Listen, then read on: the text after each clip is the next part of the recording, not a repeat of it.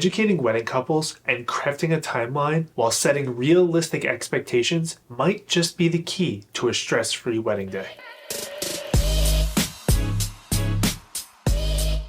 What's up? I'm Jay LeBlanc, wedding photographer and photo video educator. I'm going to dive into some of the most common scenarios that you might experience on a wedding day and how to better go about them so you have a stress-free, easy day. Even though I'm a wedding photographer and I'm speaking to other wedding photographers, if you are a wedding professional, this video might give you some insight on how to have the most stress-free, easygoing wedding day possible. Whether you're a videographer, DJ, venue, florist, hair and makeup, anybody who's working in the wedding space, this video might help you. Or even if you're planning your own wedding right now, this video might give you some insight into making your day that much easier. And before I jump into it, I want to give you a little bit of a horror story that I had to experience, and I hope nobody else ever has to deal with this.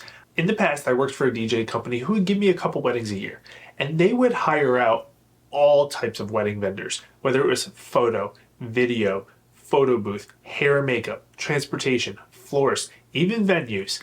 They would hire everybody. They wanted to be a one-stop shop where the couple only had to talk to one person to deal with everything related to planning their wedding. In theory, it sounds like a great idea, but any wedding professional knows every single vendor has very specific questions to just them. They have to know certain details. The hair and makeup needs to know, how do you want your hair done? The limo service needs to know, where am I going? When am I going there? How many people am I transporting? The florist needs to know, what kind of flowers do you want? Are we doing centerpieces? Are we hanging something on your ceremony site? There's a lot of specific questions that each vendor needs to know. Well, this company, they didn't collect that information. And because they were trying to be this one-stop shop where they only speak to one person to plan the wedding, they didn't love it when the vendors spoke with the couple ahead of time.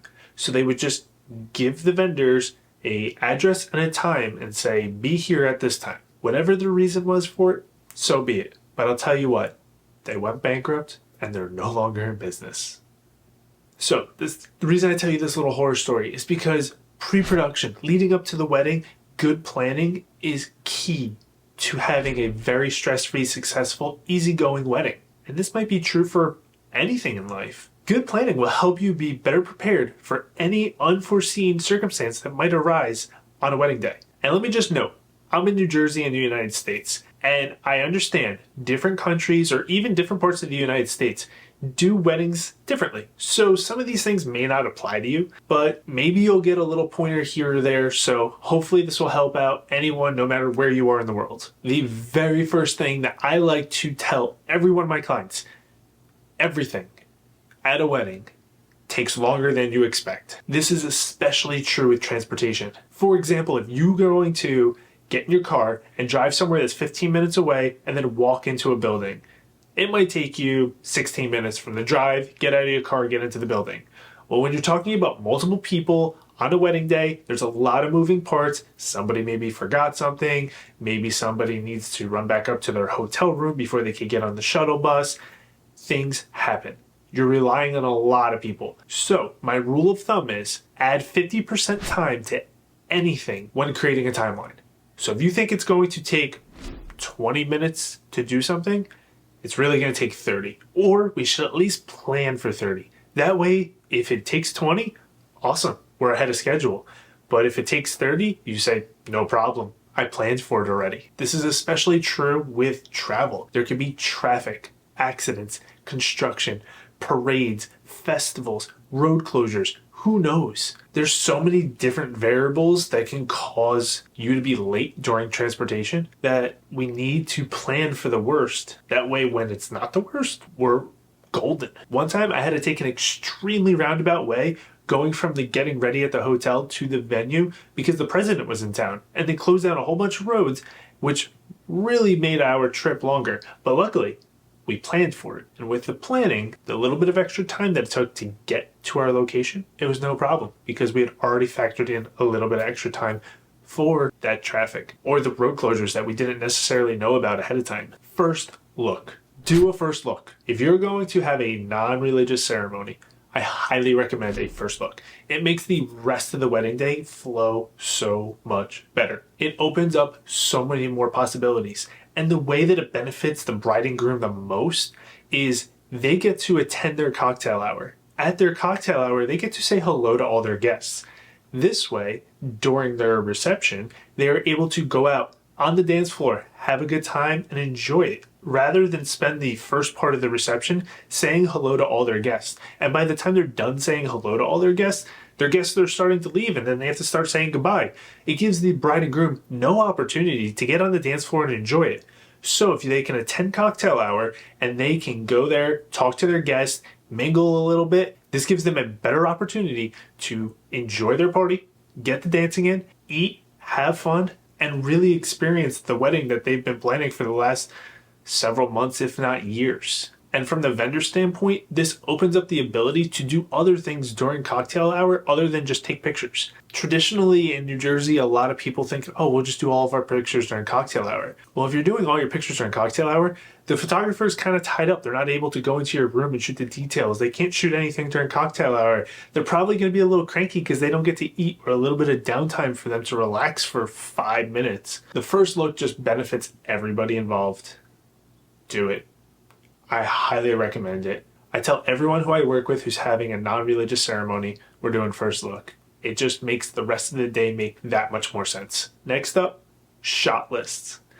And I have plans to make a full video on this because I could go very into detail with this information, but I'm going to break this into 2 simple categories for this video. Number 1 being portraits. Portraits. We should keep our portraits to a minimum. We should take general immediate family pictures. This means parents, siblings, grandparents. That's it. Any extended family that they want, make sure that the bride and groom know that this is going to take extra time, especially if we have a large number of extended family members or multiple shot groupings. Meaning we need a shot of all the cousins on this side and all the cousins on that side, and then cousins with their spouses, and then cousins with their kids, and then cousins with their parents, and then all the male cousins and all the female cousins. And it just becomes a lot.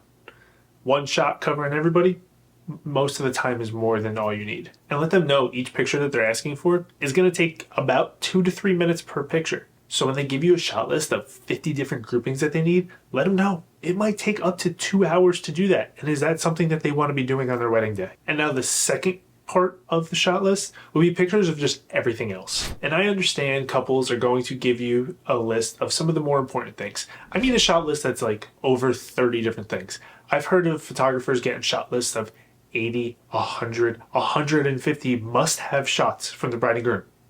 Well, is your photographer really going to be in the moment, focusing on capturing emotion, documenting the day, what's going on around them? Or are they going to be looking at a list every 10 seconds, making sure they don't forget something? I would tell the couple that if they are providing a list with that many must-have shots, that it's going to take you out of the ability of capturing the day as it just naturally happens and getting those candid moments. It may also require another photographer. Maybe you already have a second shooter, but now you need a third shooter just to make sure that you get everything on that shot list. If you explain to the couples why a giant shot list isn't the best idea, they'll usually understand. Because more often than not, they're getting the shot list from a wedding website. And any wedding professional knows that wedding websites don't necessarily always give the best advice. And any seasoned professional should know most of these must-have shots. And they should know that the person that they hired is somebody that they can trust to capture these. And if it's not, then maybe you hired the wrong person. Listen, I love weddings. Attending them, working them, whatever it is, I think weddings are a great time. If you agree with me and you like weddings as well, give me a thumbs up below. I really appreciate it. Next on our list is going to be lighting. Often couples plan their pictures for the middle of the day.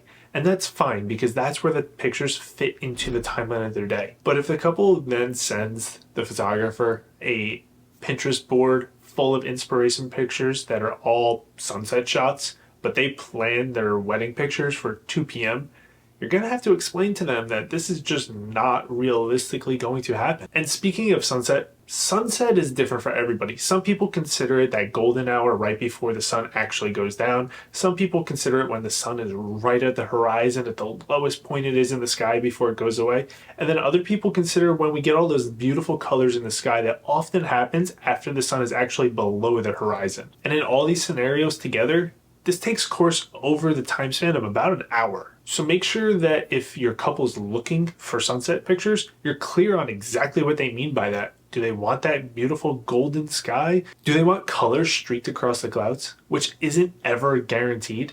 Sure, times of the year it's more common than others, but it's never a guarantee. And you have to explain to them, listen, we may not get those beautiful colors in the sky. Then what?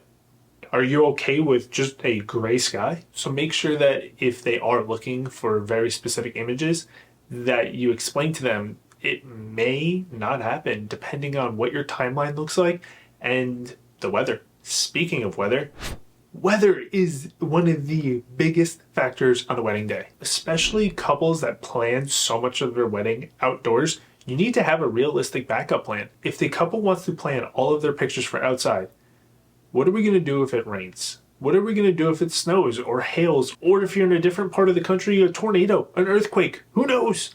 If there is some type of weather that impacts your ability to take your pictures outside, you need a plan B. It might be cold.